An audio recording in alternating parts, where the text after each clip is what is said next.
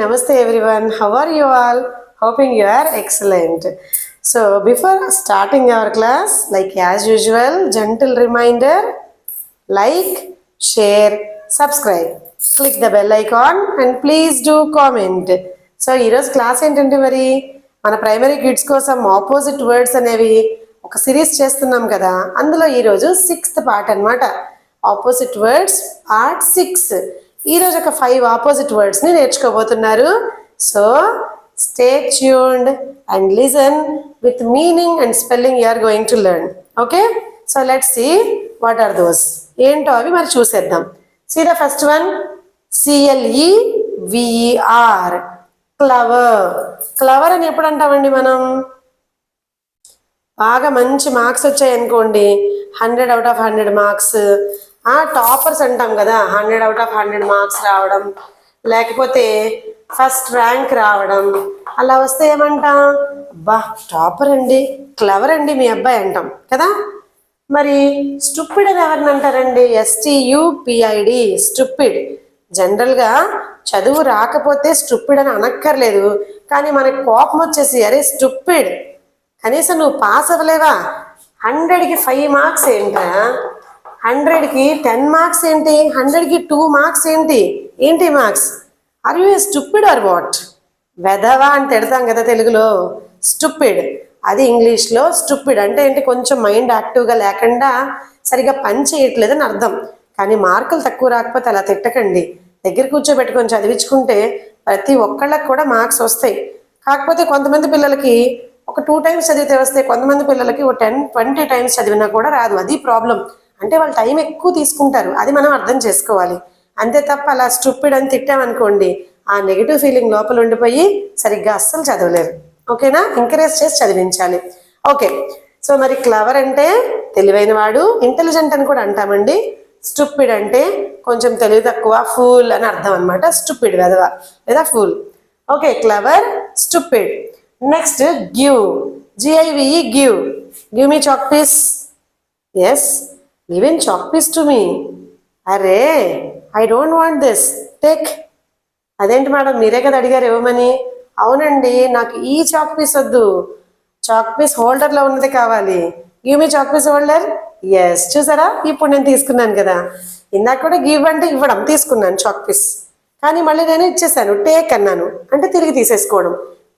Give అంటే ఇవ్వడం, take అంటే తీసుకోవడం. Give, take. గివ్ ఇవ్వడం, టేక్ తీసుకోవడం. ఓకేనా?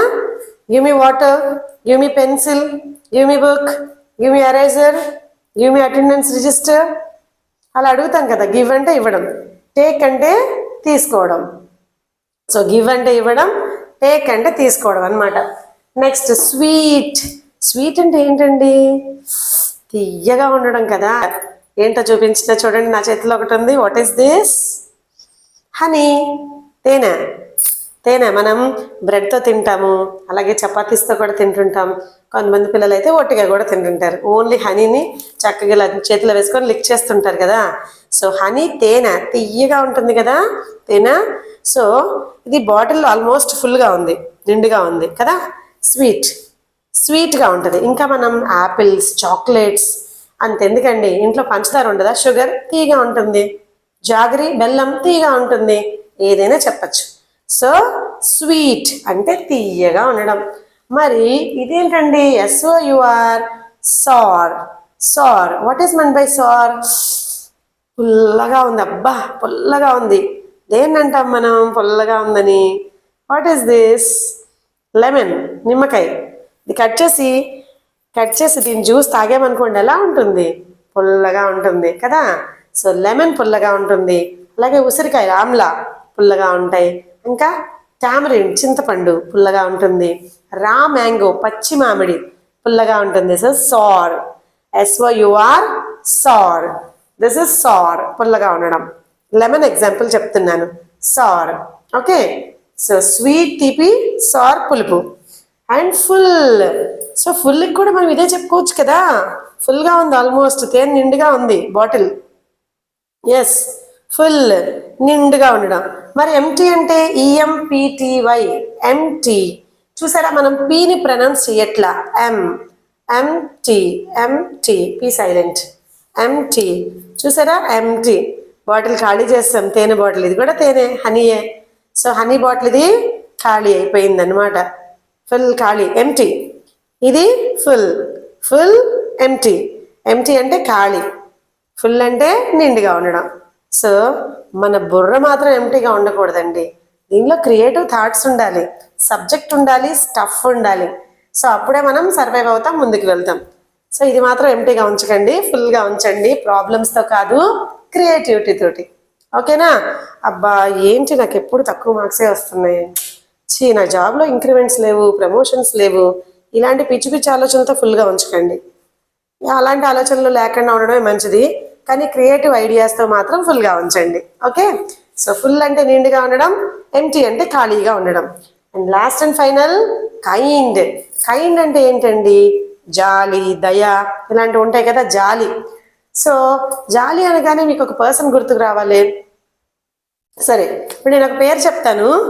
సో ఎవరో చెప్తారా? ఆగ్నెస్ గోంగ్సా బోజాంగ్ష్యూ. తెలుసా ఎవరో? ఎవరో కాదండి, మదర్ తెరీసా. మదర్ తెరీసా యుగోస్లేవియాలో పుట్టినా కూడా మన ఇండియాకు వచ్చి కలకత్తాలో చాలా పూర్ పీపుల్కి, అప్పటి రోజుల్లో లెప్రసీ ఉండేది కదా, కుష్టు వ్యాధి ఉండేది కదా. సో మనుషులు టచ్ చేయడానికి కూడా భయపడిపోయేవాళ్ళు. అలాంటి టైంలో వాళ్ళందరి గాయాలని మాన్పి ఆవిడ దగ్గరుండి కన్న తల్లిలా సేవలు చేసింది. అందుకే మదర్ తెరీసా అంటాం ఆవిడ్ని మనం. సో మదర్ తెరీసాని మనం కైండ్కి బెస్ట్ ఎగ్జాంపుల్గా చెప్పచ్చు. అండ్ ఇప్పటి రోజుల్లో మన మదర్స్ అందరినీ చెప్పచ్చులేండి. పిల్లలకి బాగాలేకపోతే మనం కూడా మదర్ తెరీసా లాగా అయిపోతాం, ఏమీ ఆలోచించం కదా. సో కైండ్ అంటే జాలి. మరి క్రూయల్ అంటే? క్రూయల్ అంటే క్రూరంగా ఉండడం. సో వైల్డ్ యానిమల్స్, మీరు జియోగ్రఫిక్ ఛానల్ చూస్తారు కదా. సో జియోగ్రఫిక్ ఛానల్లో లైన్, టైగర్, డీర్స్ని, ఇంకా కొన్ని యానిమల్స్ని చంపుతుంటాయి, మీద పడిపోయి బాగా గుచ్చేసి ఆ నెయిల్స్ తోటి, ఇంకా టీత్ ఉంటాయి కదా షార్ప్గా, చంపేస్తుంటాయి కదా, చూడలేము అసలు మనం ఒక్కోసారి. సో క్రూయల్ అంటే క్రూరంగా, క్రూరంగా ఉండడం క్రూయల్. కైండ్ అంటే జాలిగా ఉండడం అనమాట. జాలి, క్రూయల్ అంటే క్రూరం. సో మరి 5 ఆపోజిట్స్ని బాగా నేర్చుకోండి. మరి నెక్స్ట్ క్లాస్లో మరిన్ని ఆపోజిట్స్తో మళ్ళీ కలుద్దాం. Before closing our class, like as usual, what is that? Like, share, subscribe. Click the bell icon and please do comment. We will meet in the next class. Until then, bye bye. Yeah.